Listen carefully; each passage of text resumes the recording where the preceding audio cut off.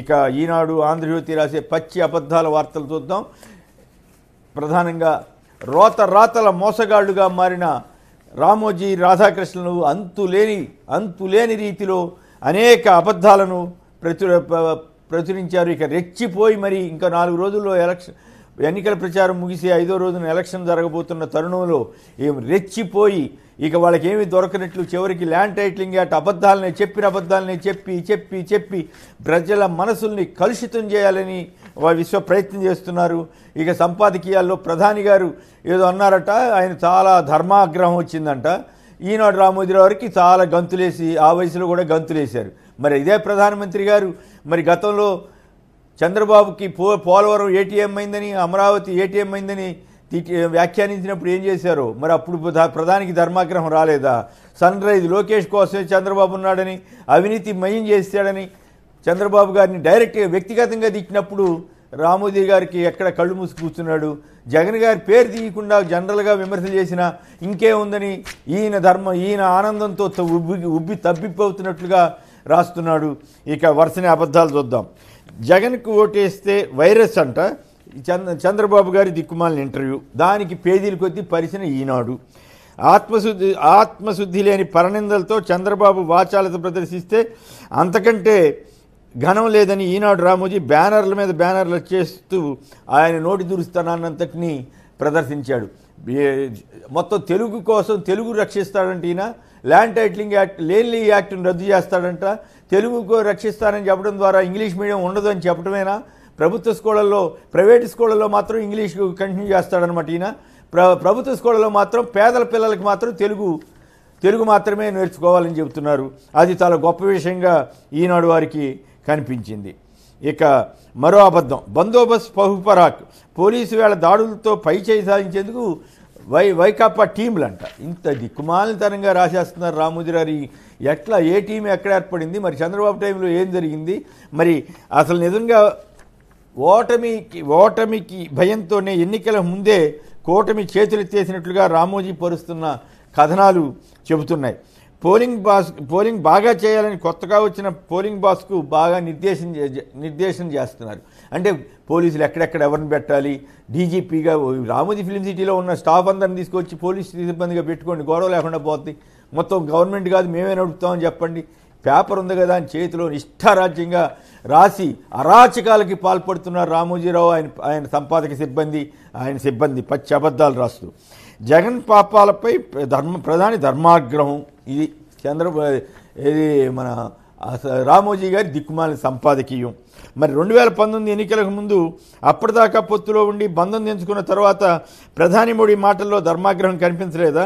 కొడుకుని నిలబెట్టుకోవడానికి పోలవరాన్ని ఏటీఎంగా మార్చేసుకుని అంతులేని అవినీతికి తెరదీసి దిక్కుమాలిన పాలన చేశారని ప్రధాని మోడీ అన్నప్పుడు అప్పుడు అస్సలు కనీసం ఒక వార్తన సరిగా ఇచ్చారు ఆ రోజుల్లో?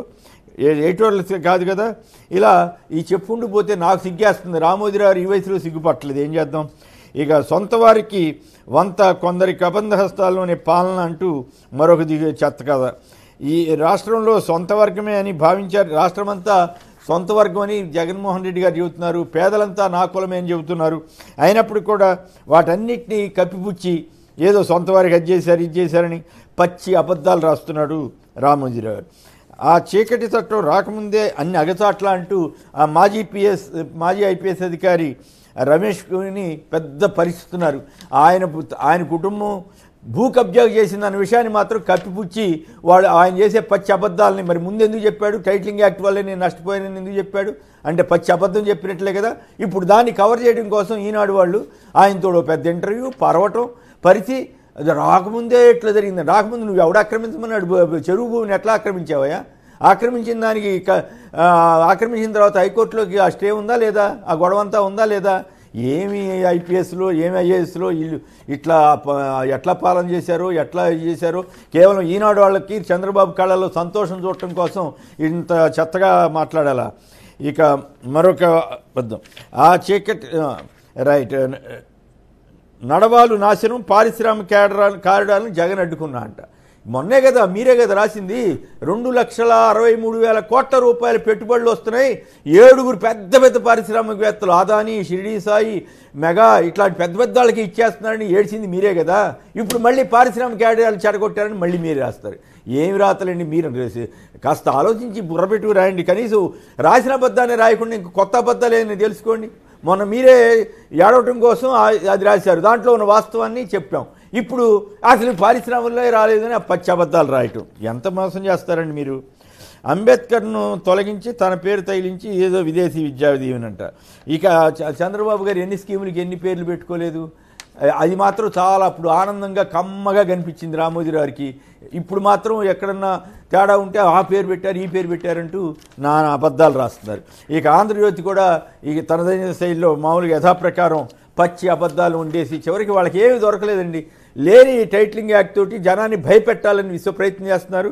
బహుశా ప్రజలు ఎవరు ఈ అబద్ధాలను నమ్మరని అర్థం చేసుకోవచ్చు. ఎందుకంటే అసెంబ్లీలో మద్దతు ఇచ్చారు భూ టైటిలింగ్ యాక్ట్. ఇవ్వలేదని చెప్పమనండి. చంద్రబాబు గారు ఎందుకు చెప్పట్లేదు? మేము ఇవ్వలేదు అని ఎందుకు చెప్పరు? మోడీ గారితో రద్దు చేస్తామని ఎందుకు చెప్పరు? అమిత్ షా తోటి రద్దు చేస్తామని ఎందుకు చెప్పరు? వాళ్ళిద్దరి సమక్షంలో చంద్రబాబు గారు తీసుకెళ్ళి ఆ డాక్యుమెంట్ తగలబెట్టారు కదా. ఆంధ్రప్రదేశ్ రైతుల సెంటిమెంట్లతో ఆడుకున్నాడు కదా ఆయన. ఎవడన్నా భూమి డాక్యుమెంట్లు తగలబెడతారండి? ఎంత దారుణం అండి. మన భూమి డాక్యుమెంట్ మనం ఎవరైనా తగలబెడతామా? అంటే మన ఆస్తిని మనం తగలబెట్టుకున్నట్టు కదా. అంటే కూటమి వస్తే ఆంధ్రప్రదేశ్లో ఆస్తులను ఇటు తగలబెడతారా? మరి అట్లా మరి ఆ పనేదో మోడీ గారి సమక్షంలో చేయమనండి. ఏమిటి దిక్కుమాలిన రాతలు, ఏమి లోకం?